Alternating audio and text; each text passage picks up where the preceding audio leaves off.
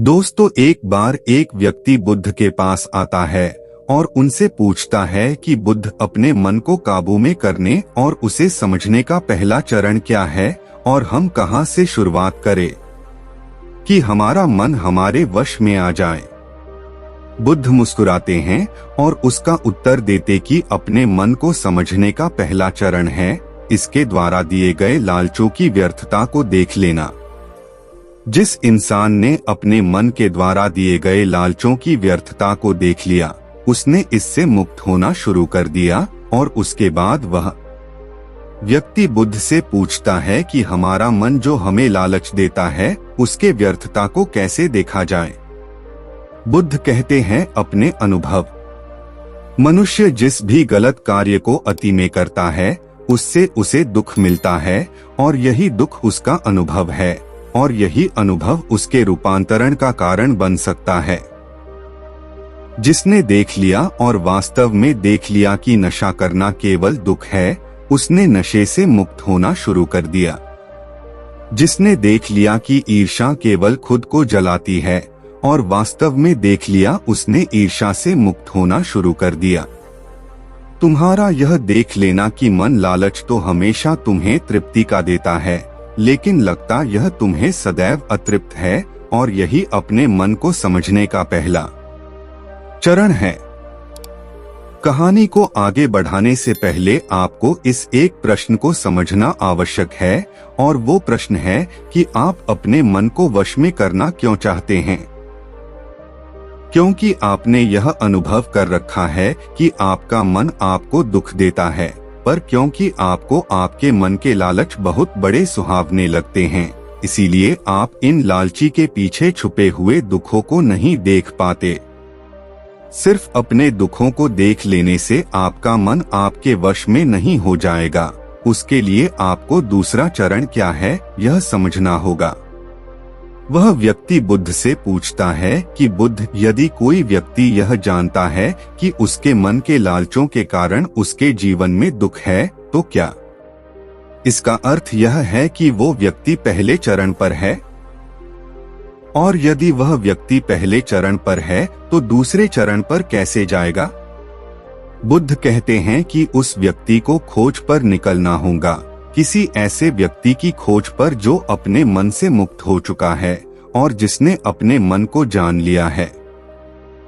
क्योंकि तुम्हारा मार्गदर्शन वही कर सकता है जो उस जगह पर पहुंचा हुआ है और जहां तुम जाना चाहते हो।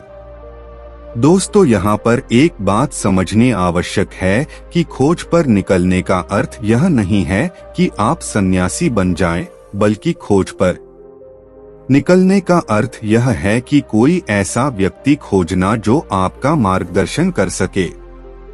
अब यहाँ पर प्रश्न यह उठता है कि ऐसे व्यक्ति को कहाँ पर खोजें? क्योंकि आस पड़ोस में तो सभी लोग अशांत भरे पड़े हुए हैं। तो इस प्रश्न का उत्तर है कि आप ऐसे व्यक्ति को आस पड़ोस में मत खोजिए, बल्कि इंटरनेट पर खोजिए, क्योंकि इंटरनेट आपको पूरी दुनिया से जोड़ता है दोस्तों में, और आप इस इंटरनेट के बदौलत ही जुड़े हुए हैं। अगर इंटरनेट नहीं होता तो क्या आप मेरे इस आर्टिकल को पढ़ पाते? नहीं ना। दोस्तों, इस दुनिया में बहुत सारे लोग थे और अभी है और हमेशा रहेंगे जो आपका मार्गदर्शन कर सकते हैं। कहानी में वापस लौटते हैं और अच्छे से जानते हैं कि अपने मन को समझने का दूसरा चरण क्या है। यह व्यक्ति बुद्ध से पूछता है कि उस व्यक्ति की पहचान क्या है, जिसने अपने मन को समझ लिया है और जिसने खुद को जान लिया हुआ है, क्योंकि हर व्यक्ति यह दावा करता है कि वह ज्ञानी और बुद्धिमान है। लेकिन वास्तव में ज्ञानी कौन है वह कैसे पता लगेगा? जरूर पढ़िए बुद्ध से जाने बुद्धिमान कैसे बने। जरूर पढ़िए गौतम बुद्ध जीवन परिचय और उनकी शिक्षाएं। 10 जरूर पढ़िए टॉप 15 गौतम बुद्ध की कहानियां हिंदी में। बुद्ध कहते हैं कि यही तीसरा चरण है और वो चरण है सुनकर सुनना ही अपने मन को समझने का तीसरा चरण है। उसके बाद वह व्यक्ति बुद्ध से पूछता है कि क्या देखकर यह पता नहीं किया जा सकता, क्योंकि आपको देखकर ही पता लगता है कि आप एक महात्मा है। बुद्ध कहते हैं कि देखने में तो कोई व्यक्ति बहुत शांत लग सकता है, लेकिन भीतर से वह क्या है यह उसके शब्द ही बता सकते हैं। लेकिन ध्यान रहे कि शब्दों पर भी विश्वास एकदम से नहीं कर लेना है। किसी भी बात पर विश्वास इसीलिए कर लेना है कि उसे मैंने कहा हुआ है या किसी महात्मा ने कहा हुआ है। किसी भी बात पर विश्वास आपको तब कर लेना है जब वह तुम्हारा अनुभव बन जाए। गौतम बुद्ध के द्वारा कही गई इस बात को मैं आपको थोड़ा और आसान भाषा में समझाने की कोशिश करता हूँ। दोस्तों, कोई कहता है कि ध्यान करना अच्छा है और कोई कहता है कि ध्यान करना बुरा है। ये दोनों ही अतिया है। अगर आप अभी पान को अच्छा मानते हैं तो आप बहुत जल्द ही उसे बुरा मानने लग जाएंगे, और यही हमारे मन की चाल है। तो अब आपके मन में सवाल उठा होगा कि कैसे? तो उसका उत्तर यह है कि ध्यान की शुरुआत में आपको आनंद नहीं मिलेगा बल्कि बोरियत महसूस होगी। और आपका विश्वास क्या था कि ध्यान अच्छा है, लेकिन आपको अनुभव क्या हो रहा है कि ध्यान बोरियत भरा है। तो धीरे धीरे आपका विश्वास बदलने लगेगा। पहले आप ध्यान को अच्छा मानते थे, लेकिन अब आप ध्यान को बुरा मानने लग जाएंगे। आप एक अति से दूसरे अति पर पहुंच जाएंगे, और यही हमारे मन की चाल है। हमारा मन हमें अतियों में ही भटकता रहता है, और अगर आप ध्यान को बुरा मानते हैं तो आप कभी भी ध्यान करेंगे ही नहीं। अब कहानी में वापस लौटते हैं और अच्छे से समझते हैं कि अपने मन को समझने का तीसरा चरण क्या है। बुद्ध कहते हैं कि किसी भी बात पर विश्वास तब तक नहीं करना है जब तक वह तुम्हारे विवेक की कसौटी पर खरी नहीं उतर जाए, और इसके लिए कर्म करना आवश्यक है, और कर्म ही अपने मन को समझने का चौथा चरण है। अगर आप धन कमाना चाहते हैं तो आपको सही दिशा में कर्म करना आवश्यक है। ठीक उसी प्रकार अगर आप खुद को जानना चाहते हैं तो आपको सही दिशा में कर्म करना आवश्यक है। वह आदमी बुद्ध से पूछता है कि सही दिशा में कर्म करते वक्त आदमी क्या गलती कर सकता है। बुद्ध कहते हैं कि केवल 2 गलतियां कर सकता है। पहली गलती है शुरुआत न करना, और दूसरी गलती है पूरा रास्ता तय न करना, और इन दोनों गलतियों के पीछे हमारे मन की चाल होती है। कोई सोचता है कि मैं शुरुआत कल से करूंगा, और कोई सोचता है कि शायद मैं सफल न हो पाऊं। इन दोनों ही गलतियों को व्यक्ति जागरूकता की कमी के कारण करता है। बिना जागरूकता के व्यक्ति का मन उसे सही दिशा में चलने ही नहीं दे सकता, और जागरूकता ही अपने मन को समझने का 5वां चरण है। इसीलिए दिन के हर एक क्षण को जागरूकता के साथ जियो। कोई भी कार्य करो तो उसे जागरूकता के साथ करो। अगर सांसें भी लो तो उसे जागरूकता के साथ लो। बिना जागरूकता के साथ जिया गया एक भी क्षण मृत्यु के समान है, और ध्यान रहे कि जागरूकता बिना ध्यान के संभव नहीं है। यह व्यक्ति बुद्ध से पूछता है कि बुद्ध, अपने जागरूकता के स्तर को कैसे बढ़ाया जा सकता है। बुद्ध कहते हैं कि ध्यान के द्वारा, और ध्यान ही 6 चरण है। एक बार आप अपने मन को समझने के 6 चरणों को ध्यान से समझिए। अपने मन को समझने के 6 चरण। 1. थोड़ी जागरूकता के साथ यह देख लेना कि यह मन ही दुख के बीज बोता है। 2. किसी ऐसे व्यक्ति को खोजना जो मन से मुक्ति पाने का मार्ग बता सके। 3. सुनना। 4. सुने हुए को कार्य में लाना। 5. जागरूकता, जिससे आप मार्ग से भटके ना। 6. ध्यान। यदि सीधे शब्दों में कहा जाए तो ध्यान ही वह नाव है जिस पर बैठकर मन रूपी नदी को पार किया जा सकता है। लेकिन ध्यान तक पहुंचने के लिए शुरुआती के 5 चरण बहुत आवश्यक है। अभी आप कौन से चरण पर है, हमें नीचे कमेंट बॉक्स में कमेंट करेंगे जरूर बताएं। क्योंकि दोस्तों हर ज्ञानी इन 6 चरणों से गुजरता ही गुजरता है। दोस्तों अब जानते हैं कि अपने मन को अपना सेवक कैसे बनाएं एक सच्ची कहानी से। तो चलिए कहानी को शुरू करते हैं। अपने मन को अपना सेवक कैसे बनाएं, अपने मन को वश में कैसे करें। दोस्तों इस कहानी में अगर आप ध्यान से पढ़ते हैं तो आपको नीचे दिए हुए 2 प्रश्नों का उत्तर मिल जाएंगे और वो 2 प्रश्न हैं। 1. हम अपने मन के गुलाम क्यों बन गए हैं? 2. हम अपने मन को अपना गुलाम कैसे बना सकते हैं? आपके पहले प्रश्न का उत्तर नीचे दी गई यह लाइफ चेंजिंग कहानी में है, इसलिए नीचे दी हुई कहानी को अंत तक जरूर पढ़िए। एक बार एक राज दरबार में एक कलाकार आता है और इस कलाकार की खासियत यह थी कि जब भी यह कलाकार अपनी कलाकारी दिखाता तो ऐसा कोई भी व्यक्ति नहीं होता था जो इसके कलाकारी को देखकर हंसे ना। बड़े बड़े राजा महाराजा इस कलाकार की कलाकारी को देख हंसते हंसते लोट-पोट हो जाते थे। लेकिन इस बार वह कलाकार एक गंभीर राजा के दरबार में था, इसीलिए लोगों को यह संदेह था कि कहीं वो इस बार असफल न हो जाएं। वह कलाकार अपनी कलाकारी दिखानी शुरू करता है और वही होता है जो हर बार से होता आ रहा था। राजा का हंसते हंसते बुरा हाल हो जाता है।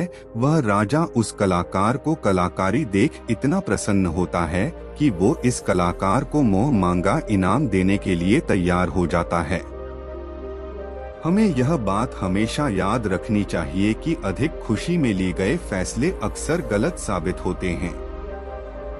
राजा उस कलाकार से कहता है कि मांगो जो भी तुम मांगना चाहते हो, मैं तुम्हारी कलाकारी से बहुत प्रसन्न हूँ। वह कलाकार कहता है कि क्षमा करें राजन, पर मैं जो भी मांगूंगा शायद आप वो दे न पाए। राजा अपने आसन से खड़ा होता है और कहता है कि अब तुम मेरी प्रसन्नता को क्रोध में बदल रहे हो। क्या तुम्हें मेरी द्वारा कही गई बात पर संदेह है? अब राजा अपने अहंकार को बीच में ले आता है और जहां भी अहंकार बीच में आ जाता है वह काम बिगड़ना निश्चित है। फिर वो कलाकार राजा से कहता है कि नहीं नहीं राजन, मुझे क्षमा करें, मेरे बोलने का मतलब यह नहीं था, बल्कि मैं तो बस ये कहना चाहता था कि आप इस बात को फिर से एक बार दोहरा दें।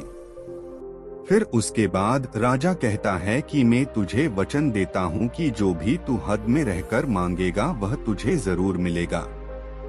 उसके बाद वह कलाकार कहता है कि तो ठीक है, आप मुझे 24 घंटों के लिए आपके राज्य का राजा बना दीजिए। उस कलाकार की बात सुन राजा मन ही मन सोचता है कि अच्छा है, मैंने इसे हद में रहकर मांगने को कहा था, वरना ये तो हमेशा के लिए राजा बनता।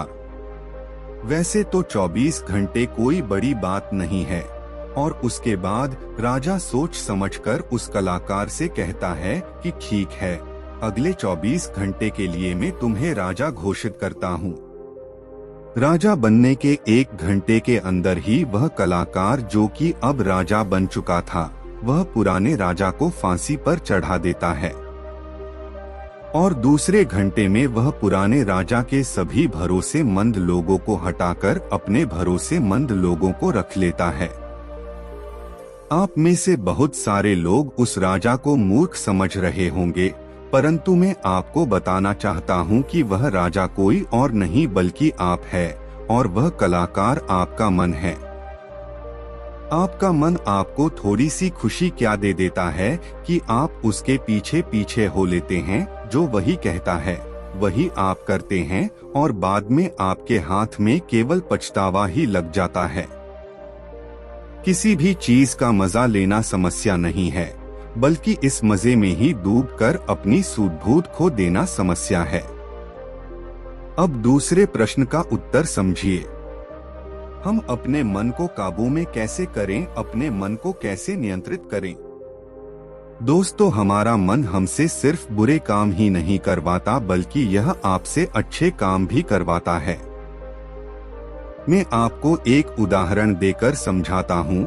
जब आप ईर्ष्या का सहारा लेते हैं तब आपका मन बुरे काम करता है, और जब आप क्रोध का सहारा लेते हैं तब आपका मन बुरे काम करता है। जब आप मोह, अहंकार और लालच जैसे बुरी चीजों का सहारा लेते हैं तब आपका मन आपसे बुरे काम करवाता है, और जब आप प्रेम, दया और कृतज्ञता जैसी अच्छी भावनाओं का सहारा लेते हैं तब आपका मन अच्छे काम करता है।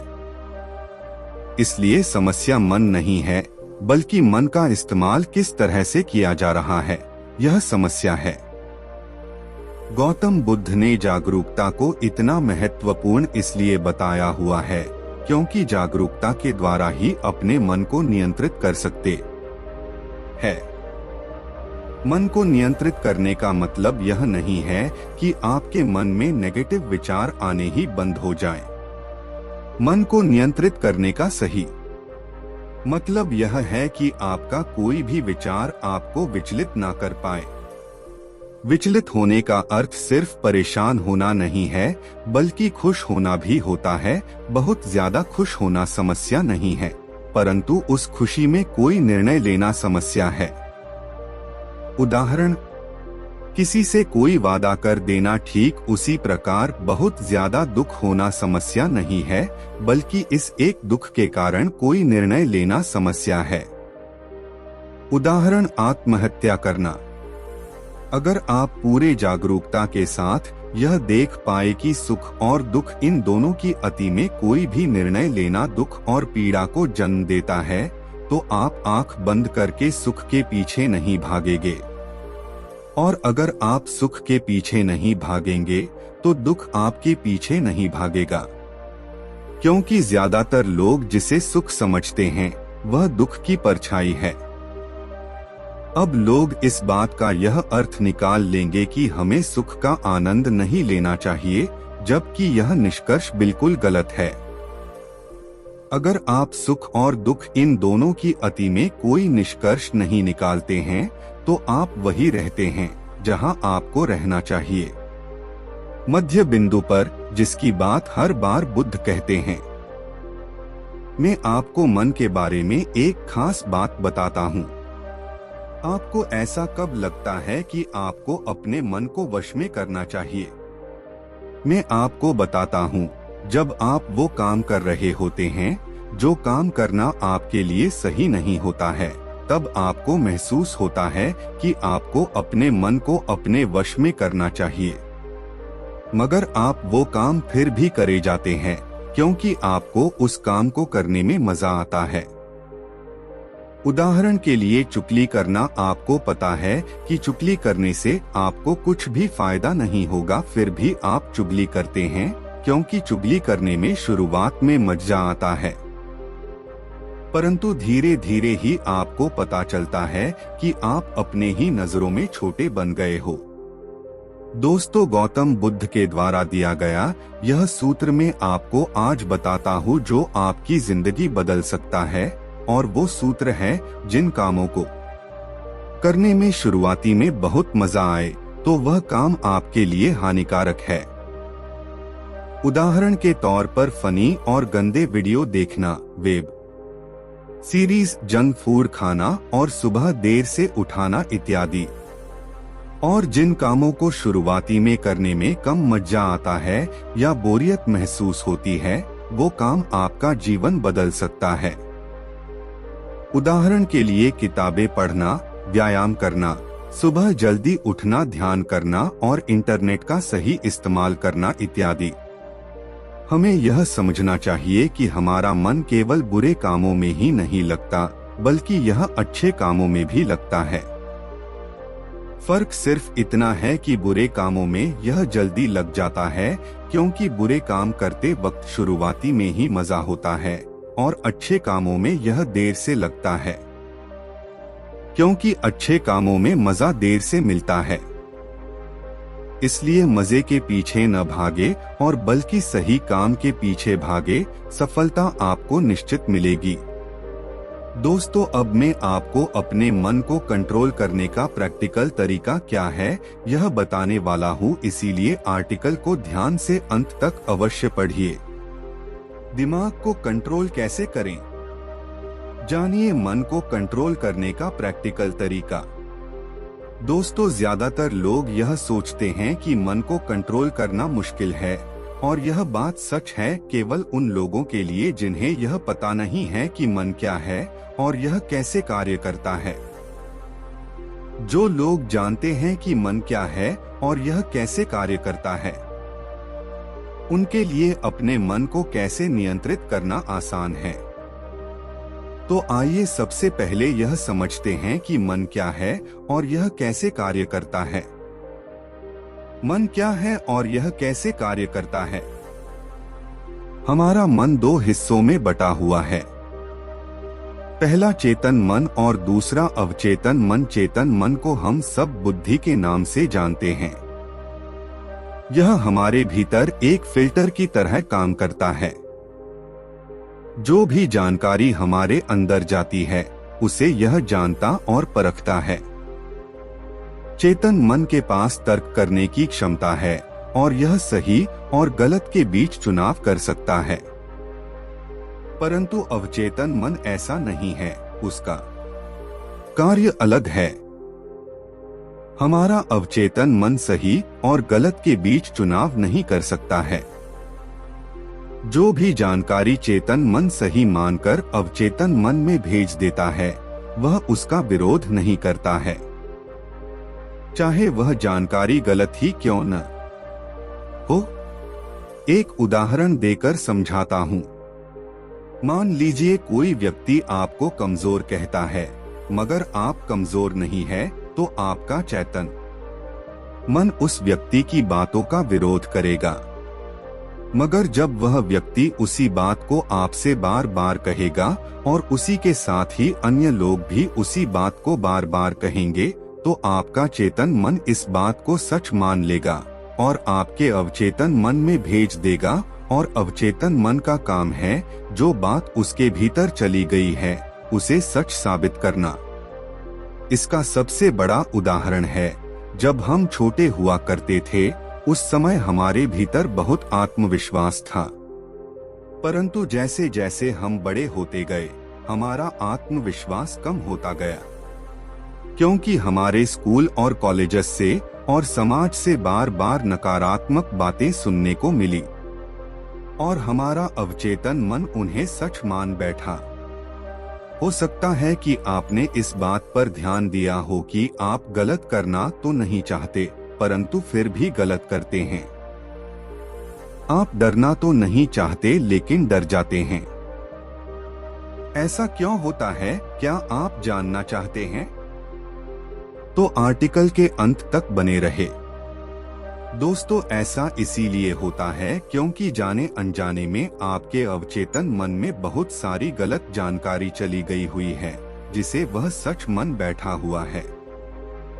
तो अब प्रश्न यह उठता है कि इसका समाधान क्या है, क्योंकि बहुत सारी गलत जानकारी हमारे भीतर जा चुकी है और हमारा आत्मविश्वास कम हो चुका है। अब आप इसका समाधान समझिए। अब तक आपने यह समझा कि मन क्या है और यह कैसे काम करता है। अगर एक लाइन में कहूँ कि मन क्या है, तो हमारा मन जानकारी का एक ढेर है जो जाने अनजाने में हमारे भीतर चली गई हुई है। अब हमें सबसे पहले यह समझना होगा कि चेतन मन जानकारी लेता कहाँ से है। वे कौन से द्वार है जहां से जानकारी भीतर प्रवेश करती है। अपने मन को कंट्रोल करने के उपाय और समाधान। हमारे अंदर जानकारी जाने के 5 द्वार है और वो है आँख, कान, नाक, जीभ और त्वचा। इन्हें हम 5 इंद्रियों से भी जानते हैं। बहुत सारी गलत जानकारी हमेरा भीतर जाने के कारण हमारा मन हमारे वश में नहीं है। अगर हम अपने मन को अपने वश में करना चाहते हैं, तो हमें बहुत सारी सही जानकारी इस मन को देनी होगी। कम से कम उतनी सही जानकारी जितनी गलत जानकारी हमारे भीतर पहले से पड़ी हुई है। सही जानकारी और गलत जानकारी के बीच का अंतर समझिए। सही जानकारी वो है जो आपको आपके लक्ष्य की तरफ ले जाए और गलत जानकारी वो है जो आपको आपके लक्ष्य से भटकाए। उदाहरण से समझिए कि एक सन्यासी का लक्ष्य आत्मज्ञान है और आत्मज्ञान के लिए ध्यान करना आवश्यक है। अगर कोई चीज उसे ध्यान करने से रोकती है तो वह उसके लिए एक गलत जानकारी है। एक और उदाहरण देकर समझाता हूँ। मान लीजिए कि आपको एक गायक बनना है, तो गायक बनने के लिए रियाज करना बहुत जरूरी है। अगर कोई चीज आपको रियाज करने से रोक रही है तो वह आपके लिए एक गलत जानकारी है। तो अपने मन को कंट्रोल करने के लिए आपके पास एक लक्ष्य का होना बहुत जरूरी है, क्योंकि अगर आप अपने मन को कहीं पर जाने से रोक दोगे तो उसे कहीं पर तो भेजना भी तो पड़ेगा।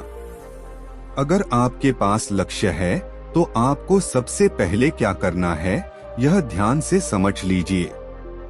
सबसे पहले इस चिंता को छोड़ दीजिए कि कितनी गलत जानकारी आपके भीतर जा चुकी है। आपको बस इतना करना है कि आपके 5 द्वारों पर, यानी कि जहां से जानकारी भीतर प्रवेश करती है, वहां पर जागरूकता का पहरा लगा देना है। कोई भी जानकारी आपके भीतर अनजाने में प्रवेश ना करे। पहरा लगते ही आपको बैलेंस में जुट जाना है। अब आप यह सोच रहे होंगे कि बैलेंस किस चीज का? बैलेंस आपको नकारात्मकता और सकारात्मकता के बीच में करना है। नकारात्मकता आपके भीतर पहले से ही मौजूद है, अब बस आपको सकारात्मकता को भरनी है। आपको एक बात जान लेनी चाहिए कि सकारात्मकता नकारात्मकता को मिटा देती है। जिस प्रकार रोशनी अंधेरे को मिटा देती है, ये तो बस कहने की बात है कि आपको बैलेंस करना है। सच तो यह है कि जब आप अपने भीतर सकारात्मकता भरने लगेंगे तो आपके अंदर की नकारात्मकता उसी समय मिटने लग जाएगी। दोनों के बीच का बैलेंस होने का तो अवसर ही नहीं आएगा। यहाँ पर प्रश्न यह निर्माण होता है कि सकारात्मकता को कहाँ से लाएं? तो इसके बहुत सारे तरीके हैं। पहला तरीका यह है कि आप अच्छे लोगों को संगत करिए और उन्हें ऑब्जर्व करके उनसे सीख सकते हैं। अब ये सही लोग आपके पास हो सकते हैं या नहीं भी। आप इंटरनेट, बुक्स और वीडियोस के द्वारा इनकी संगत कर सकते हैं। उदाहरण के लिए अगर आप बुद्ध की संगत करना चाहते हैं तो आप उनके ऊपर लिखी हुई किताबों को पढ़कर और ऑडियो टेप सुनकर उन्हें समझ सकते हैं।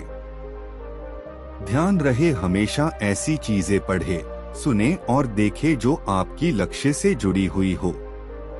जब आप लगातार अपने भीतर अपने लक्ष्य से जुड़ी अच्छी जानकारी भेजते हैं तो आपके अंदर की नकारात्मक जानकारी को धोकर साफ करती है।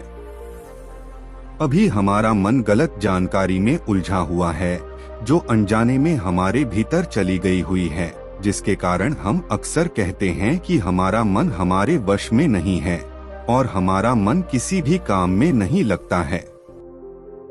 हमें यह समझना चाहिए कि मन हमारा है, हम मन के नहीं हैं।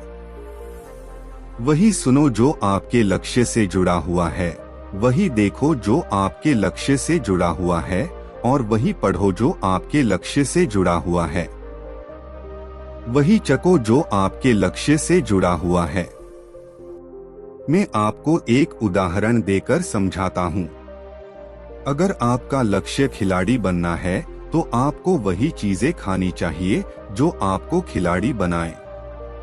मन पर नियंत्रण रखने के लिए इंद्रियों पर संयम आवश्यक है और संयम के लिए अनुशासन आवश्यक है और अनुशासन के लिए एक सही निर्णय आवश्यक है जो आपको अभी लेना है।